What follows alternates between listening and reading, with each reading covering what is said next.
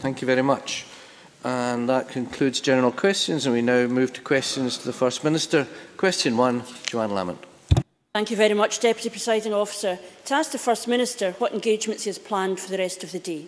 First Minister. Deputy Presiding Officer, I'd like to say a few words of tribute to Peter Fraser, who died sadly last weekend. I mean, Lord Fraser was never a member of this chamber, but he did us significant service in the Holyrood inquiry, and before that, obviously, as a distinguished Lord Advocate for Scotland. More recently, he agreed to serve as an independent advisor to the Scottish Government on the Ministerial Code, another public service he performed without fee or favour or any remuneration whatsoever. Scottish public life is much poorer for his passing. I know all our thoughts across this chamber, colleagues and friends, are with his wife Fiona and their family at this sad time. Thank you very much. Johann Lamont. And can I agree with everything the First Minister has said and pass our condolences to the family of Peter Fraser and recognise the contribution, the very significant contribution he made to the public life of Scotland. John Swinney says the choice for Scotland is between austerity and independence. Can the First Minister explain how a separate Scotland could possibly have a different economic policy from the rest of the United Kingdom when they would be the ones deciding what we could spend, what we could borrow, what our interest rates and taxation would be, without any representation at all? Minister. Well, that is the difference between fiscal policy and monetary policy. As John Swinney has pointed out many times, and so I'll repeat it for Johann Lamont's benefit, if we take the last year for what figures are available, there was a relative surplus of over £4 billion between Scotland and comparison with the rest of the UK. That £4 billion, a substantial sum, could have been used in a number of ways to record more investment in the Scottish economy towards recovery, to borrow less, which would be probably a good idea, but that stronger fiscal position could be put to the worth and benefit of the Scottish people. In terms of the choice now between continued austerity and that prospect of mobilising the resources of Scotland, well, that now is crystal clear, of course, because in the last few weeks, the Labour Party have decided to accept the social welfare policies of the Conservative Party, and last week decided to accept the economic policies of the Conservative Party. So after generations of trying to find any group in Scotland, the Tory party have finally found their economic ally in the leadership of the Labour Party in Scotland. Thank you. Johann Lamont. Like most of what the First Minister says in his chamber now, that is completely ludicrous. He is...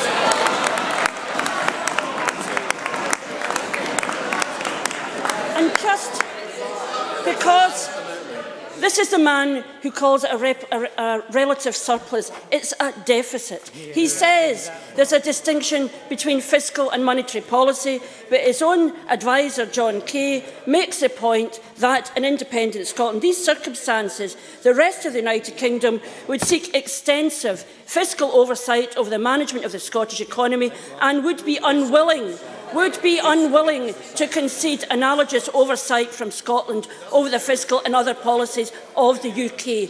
The First Minister needs to get serious. For the fact of that matter is this. The fact of the matter is this. The First Minister plans even greater austerity in an independent Scotland.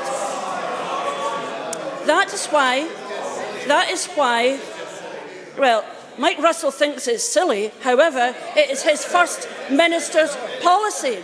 It is his government's policy. He is planning a 3% cut in corporation tax for bankers and big business. That will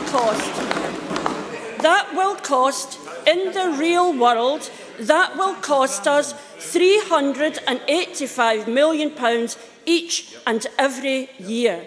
According to Spice, that is the equivalent of 7,000 jobs each and every year. When the First Minister says he doesn't like George Osborne's economics, isn't that because he thinks he hasn't gone far enough and his plan is to cut taxes deeper than the Tories? First Minister. Can I just deal with that? And we've already published an analysis on the impact of a competitive corporation tax policy in Scotland.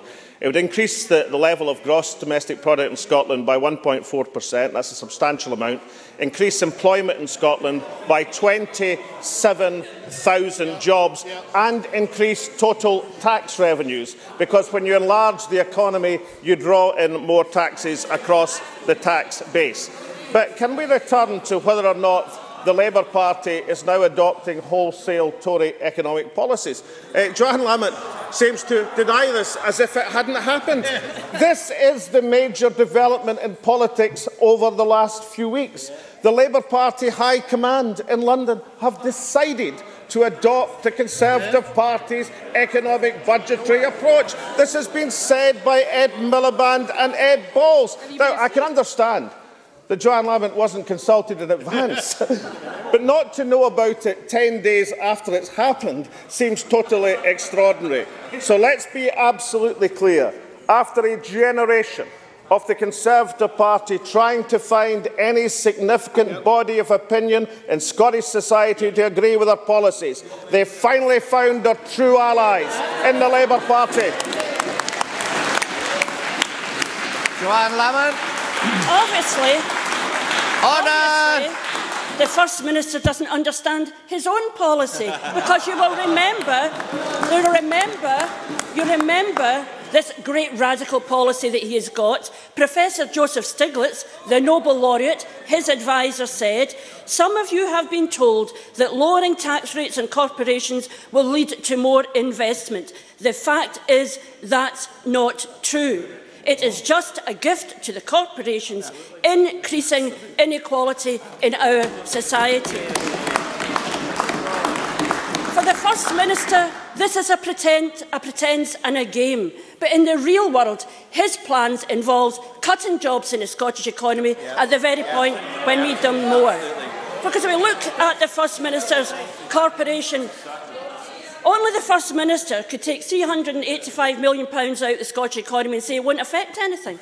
The rest of us know that it will have a direct impact on services. He says over 20 years his tax cut for big business would create 1,350 jobs a year, and the economy would grow at a massive 0.07% a year. And what would the cost of that be? We would, over that period, having given bankers and big business a £7.7 billion tax break, costing the equivalent of 140,000 jobs. Only in the First Minister's mind can that possibly be a credible policy. That is the kind of Reaganomics even the Tories don't believe in. Isn't it the case? Isn't it the case? You should do the sum and work it out. Isn't it the case that Alex-Salmond said Scots don't mind Margaret Thatcher's economics, and what he wants is to apply her economics to an independent Scotland? First Minister. We have cut corporation tax twice, and I want to go further. We will reduce the tax again when we're able. Gordon Brown's first speech to the Institute of Directors as Prime Minister. Now, I know, of course, that Gordon Brown is only the leader of the Labour No campaign, and his friend and ally Alistair Darling, who, remember, wanted cuts which were deeper and tougher than those of Margaret Thatcher, leads the Tory Labour No campaign. But the things we published on the increase in GDP, on 27,000 jobs, is a significant amount, and an increase, that is an increase in total tax revenues, are the information which we presented to the public. Now, if Johann Lamont has a different analysis, then she should present it. But if it is the case, as we put forward, well, no,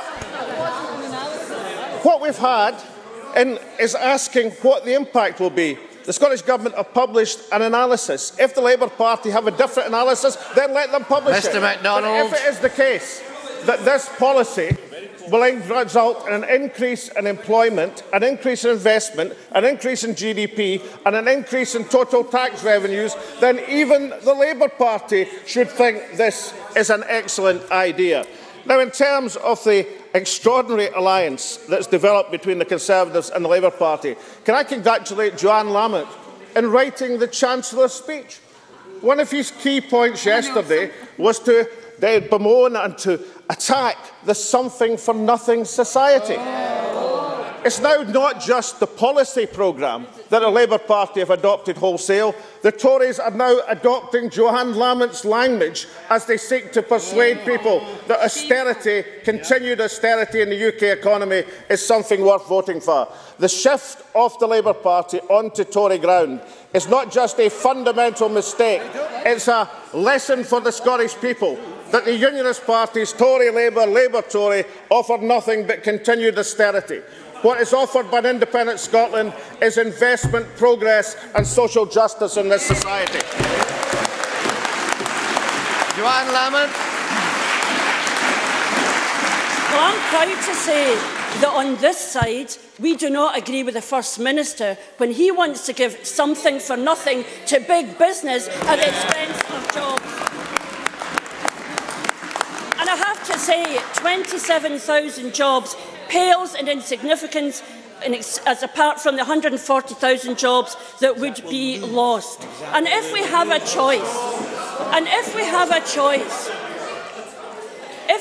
choice, between the analysis of the First Minister, given his record with arithmetic, and the analysis of Spice and Professor Stiglitz, I know what side I'm on, and his choice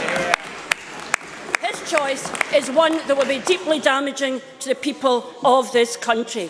The fact of the matter is, the First Minister's credibility is like his EU advice. He will go to the ends of the earth to protect it, but we all know it doesn't exist. The man who backed the plans that broke the RBS now asks us to trust an economic vision.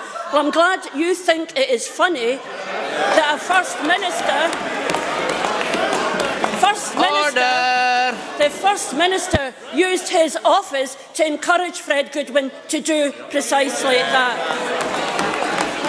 So he is asking us to trust an economic vision which looks more like a hallucination.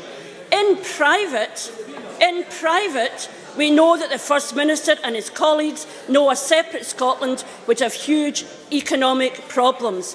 They, in private, even question the affordability of the pension. But in public, they think they can treat the people of Scotland like mugs. No promise. Do you know, in the real world, everybody understands there's a real challenge here and we need to protect ordinary people. You are too interested. The First Minister and his gang behind him are too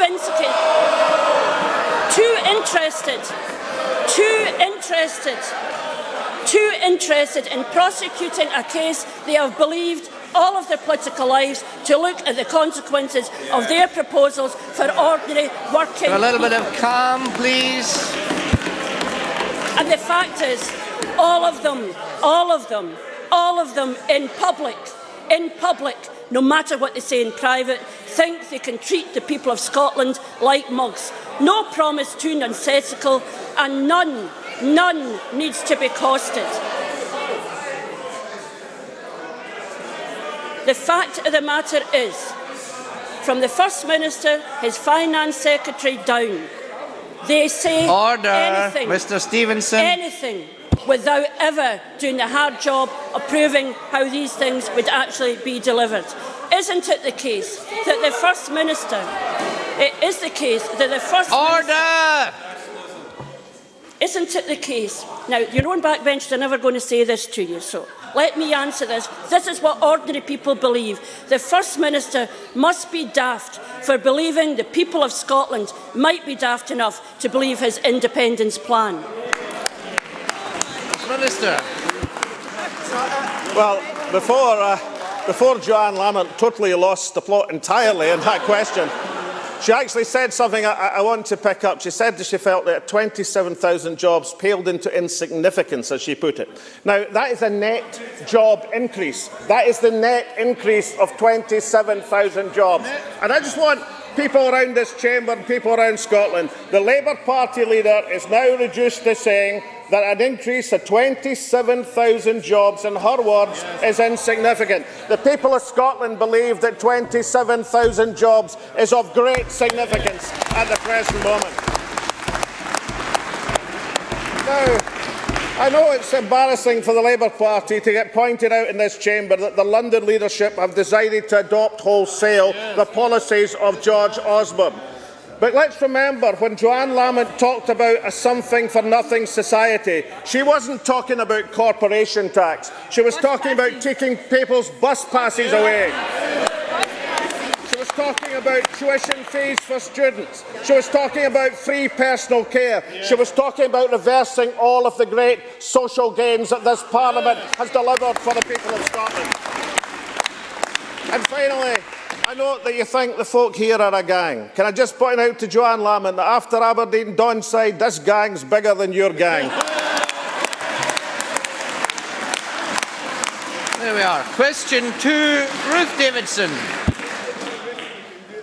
Thank you, Deputy Presiding Officer. I would like to add the tributes of myself and of my party to those paid by the First Minister following the death of Peter Fraser. As a Member of Parliament, of Government and in his contribution to the law, he was a committed public servant.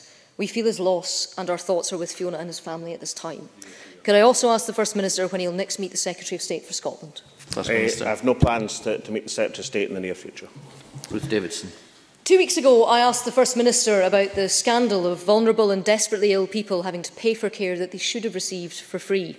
This week, the Scottish Government announced a review into whether people are being denied funding for continuing health care.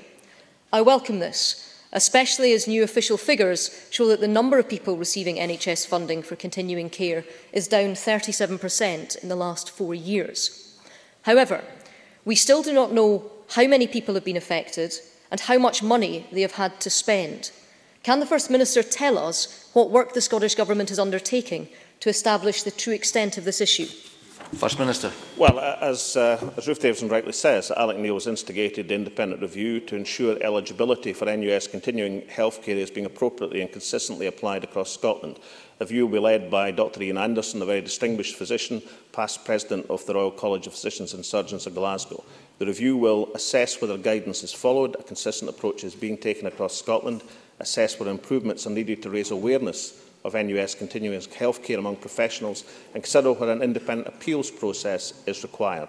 I think that is a substantial step by the Health Secretary, and that will enable us to make absolutely sure that all patients in Scotland are getting the help and assistance to which they are entitled. Ruth Davidson. Deputy Presiding Officer, I asked the First Minister how many people and how much money. And while his answer talked of the very welcome review, which will look at the administration in the future, that will do nothing to help those affected in the past, including at least one family which was forced to sell their mother's house to pay for her care when it likely should have been covered by the NHS. 2 weeks ago, I asked the First Minister to institute a full audit of each health board to find the people affected so that we could right this wrong. He failed to answer. The Scottish Government's position is that anyone who feels that they may have been wrongly charged for their continuing care should come forward. But surely the First Minister has to appreciate that many of those affected will be among those least able in society to do so. They are people with complex care needs. Many will be residents in nursing homes. Some may be deceased, and it's simply not good enough for the Government to put the onus on them or their surviving relatives, if they have any. This is a systemic failure, and this Government needs to fix it. The First Minister has already moved on this issue by announcing the review that he has. Will he now commit to taking the further proactive steps that are needed in order to identify those potentially hundreds of ill and infirm people who've been forced to pay for care that should have been covered by our NHS? First Minister. Can I caution Ruth Davidson on a number of aspects of this? I think the steps that the Government taken are good steps, because we're going to fulfil Alex Neil's pledge to make sure that everyone in Scotland is entitled to continued care in the National Health Service receives it properly.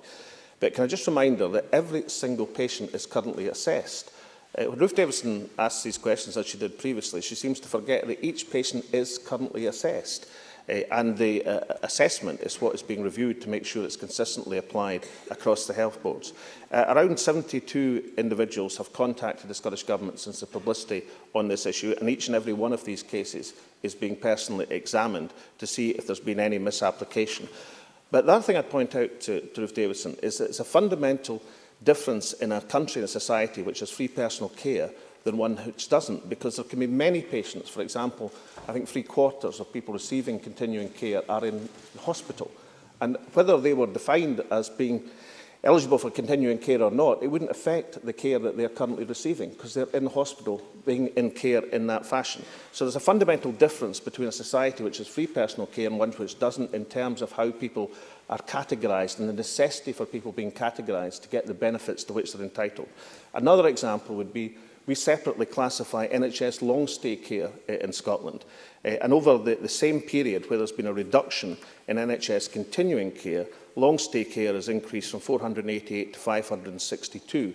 It's a balance of opinion how people are categorised in these categories within the Scottish Health Service. And that's why I think, rather than jumping to conclusions and talking about hundreds, or she did in her press statement yesterday, thousands of cases, I think we should allow Dr Ian Anderson to review this to make sure that this is being applied consistently and appropriately across Scotland, and then act on his recommendations and results. But let's remember that every single case is assessed at the present moment. And also remember, there are 77,000 vulnerable older people in Scotland who have the benefits of a society with free personal care. Thank you. Constituent supplementary, Mike Mackenzie, briefly, please. Does the First Minister agree that the UK Government announcement this morning that there will be a specific islands contracts for difference rate is very good news for our islands, for Scotland and for the UK, which will benefit from significant generation capacity of our islands, and that credit is due to all of our Highlands and Islands MSPs, to our island councils and to the Scottish Government, who have worked together and campaigned for years on this important issue? First Minister. Well, it's been a huge and consistent theme throughout this administration in 2007 to get justice for the islands in terms of connection charges. I think it's certainly a tribute to the island councils and to local MSPs. I think this chamber should record its thanks to Fergus Ewing, who proposed the joint study group with the UK Government, which has come up with a proposal to rectify this wrong. The one caution I would have at this stage, this is just a commitment in principle. There is no detail at this stage. We don't know if it's going to be the same contract for difference for each island or one for the island authorities. But nonetheless, this is progress, important progress, because the island communities of Scotland have massive renewable energy potential. And to unlock that potential, one of the key aspects is to make sure that's recognised within the energy pricing system. That has been accepted in principle today, and I look forward to further cooperation with DEC and the London departments in order to make sure that's brought into reality. But I agree with Mike Mackenzie, this is good news for our island communities. Briefly, Hugh Henry, please. Officer, you will be aware of claims this week by a former senior examiner that the higher maths paper has been dumbed down. Previously, the team of senior examiners in higher maths resigned. These people know the higher maths paper better than any bureaucrat or politician. Pupils, their families and teachers need to be assured of the integrity of higher maths. Will the First Minister order an investigation into what is going on with higher maths? First Minister. Well, if the member would remember that, as I recall the controversy last year, it was because the paper was too difficult, as opposed to the paper being, as he puts it, dumbed down. I think we should hesitate before we suggest that the significant and welcome increase in the pass rates of not just higher maths but across the range of examinable subjects is due to anything other than the excellent performance of our pupils and the wonderful assistance of our teaching fraternity. Question 3, John Mason. To ask the First Minister what effect the 2015-16 spending review will have on the Scottish Government's budget. First Minister. Well, the spending plans announced yesterday by the Chancellor means that in 2015-16, Scotland's DEL budget will be reduced by a further £333 million in real terms compared to 2014-15, excluding the financial transactions, the loan finance, which of course requires to be repaid to the Exchequer. That's a hugely challenging position. It means that over the period 2010 to 11 to 2015-16, the real-term reductions to the Scottish Government's fiscal resource DEL of 8.9% and the conventional capital DEL budget of 26.6%. Over that period, a real terms decrease in total of 8.9% for resource and for capital 26.6%.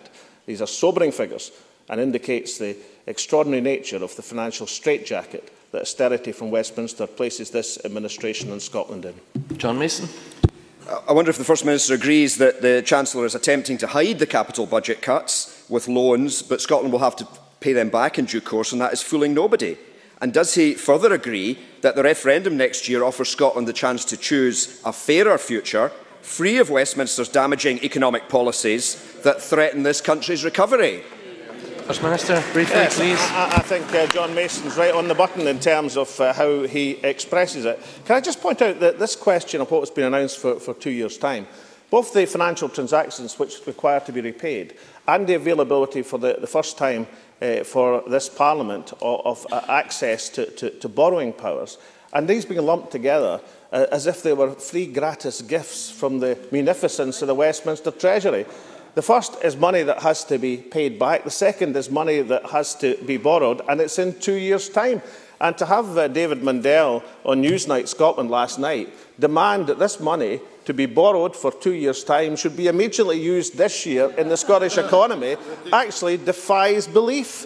I have to say that I advise people to have a look at Gordon Brewer's demolition of David Mundell last night to indicate the total transparent nature of the Tory and Labour plans for continued austerity in Scotland. Thank you. Question 4, Roderick Campbell. To ask the First Minister what economic benefits a direct air link to China would bring to Scotland.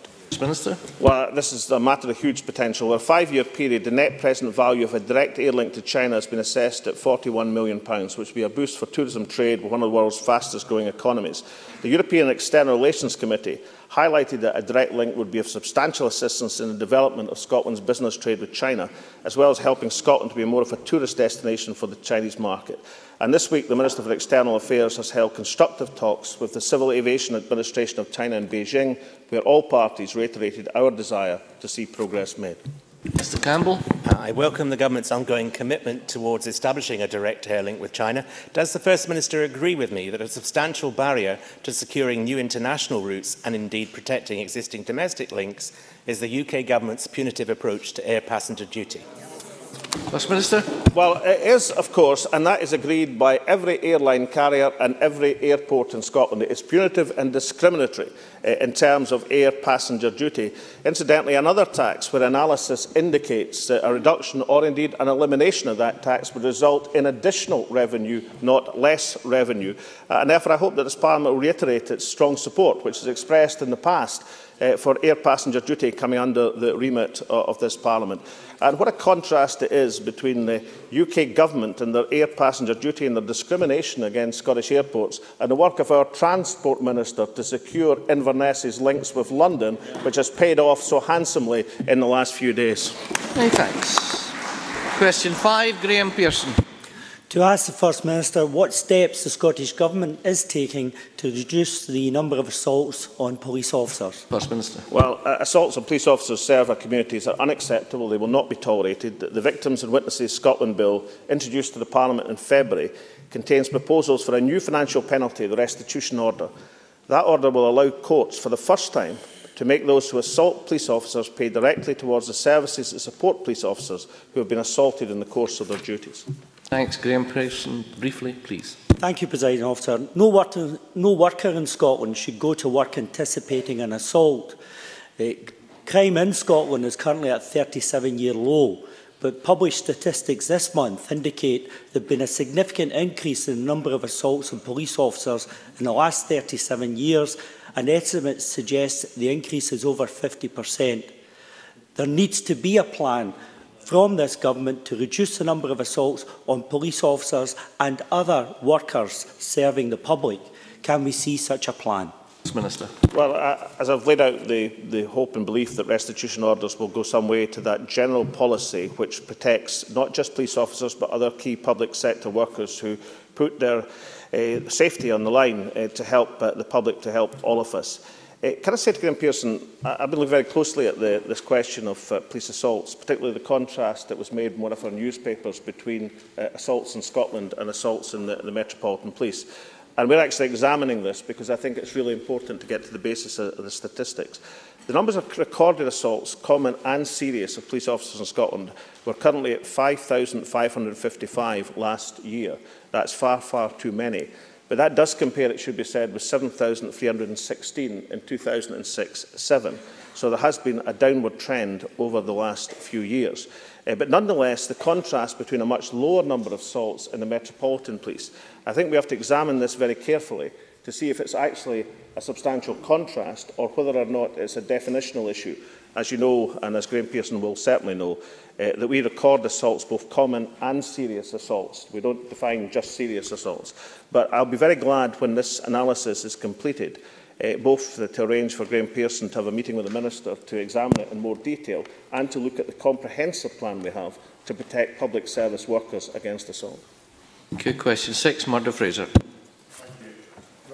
Minister, what action has been taken to address the number of cases of type 2 diabetes?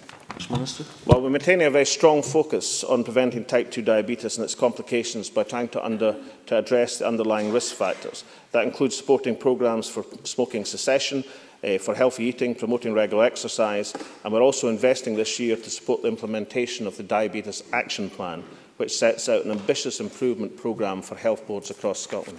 Murdo Fraser. The First Minister will be aware that we have an estimated 49,000 people with undiagnosed type 2 diabetes and a further 620,000 at a high risk of developing the condition. This is a ticking time bomb with potentially devastating consequences, both for the health of individuals and for the NHS. Will the First Minister commit his government to fresh, urgent action, and specifically, will he ensure that diabetes is made a national clinical priority? Minister. Well, I know Murdo Fraser will know that the National Strategy for Tackling Diabetes Action Plan gives particular focus on the disease. Also, it's worth stressing that the Diabetes Survey, which is the most comprehensive survey of its kind in the world, is also providing valuable information, and each health board is reviewing the survey results and the managed clinical networks, which are the vehicles for improving diabetes services in every single NHS board area across Scotland. It's also worth noting that, in view of recent inward investment decisions, that Scotland will shortly become and host the research and development for diabetes of the whole of the Johnson & Johnson group in the world, which in terms of our life sciences industry and finding ways to monitor and contain the condition and to cure the condition, is a fundamental thing that Scotland should be proud of. But make no mistake, that diabetes is very much a priority for this government in terms of the initiatives, and I'm quite certain the Health Minister will be delighted to speak to Murdo Fraser to see if any further initiatives can be planned in terms of tackling this dreadful condition. Thank you. Dave Stewart, briefly, welcome back. Thank you, Presiding Officer. The First Minister will be aware that diabetes is the main cause of blindness in those of working age and accounts for half of the non-traumatic lower limb amputations. Will the First Minister support a high-risk, targeted screening regime to find the hundreds of thousands of Scots who suffer from diabetes and don't know it? And will the First Minister join the crusade to eliminate Scotland's silent killer? Thank you, First Minister. We'll certainly examine that proposal. Can I add to the welcome back for the member? I should say that Diabetes Survey is the most comprehensive survey of its kind in the world, but no doubt the issue of a screening programme could be further considered. That's actually part of the action plan that's going to the health boards at the present moment. So perhaps the member would like to discuss that matter further with the Health Minister. And I'm sure that the member shares our pride that in his area we have the research and development for diabetes work across the world from Johnson & Johnson in the LifeScan facility. Thank you, and that concludes questions to the First Minister.